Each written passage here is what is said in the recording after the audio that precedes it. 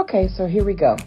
So I went to Hobby Lobby and I purchased some candlestick holders and some mannequin heads, styrofoam mannequin heads, as paint, spray paint, and this arts and crafts spray paint, and I'm going to use them to make stands for my mannequin heads.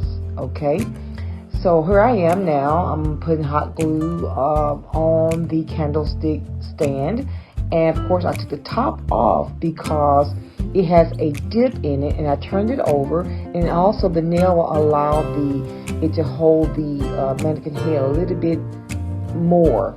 So I also put hot glue on it as well. So now it's sturdy, it holds really tight. I can put wigs on it, I can put headpieces on it, and like I said, get your heads from Hobby Lobby, your glue stick, and now what I'm going to do is make some more eyelashes for the rest of the female mannequin heads.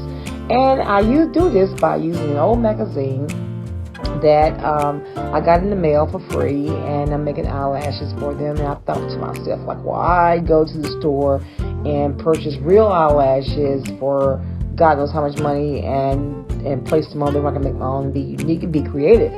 So this is what I did, and I think that they look really, really, really well. So they're me. I'm putting the hot glue on there, and I'm placing them on the mannequin head.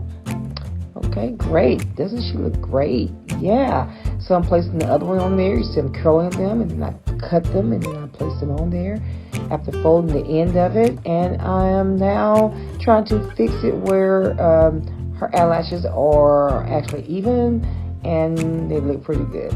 Okay, fantastic. Yeah. And so they both look beautiful, and there they are. Yeah. So we got that done, and now what we're going to do is go to paint the lips and do some little painting and be creative there. And so, yeah, voila, there you go. I think it looks fabulous. If you need any help and you want to use this for your store, inbox me and I'll get back with you.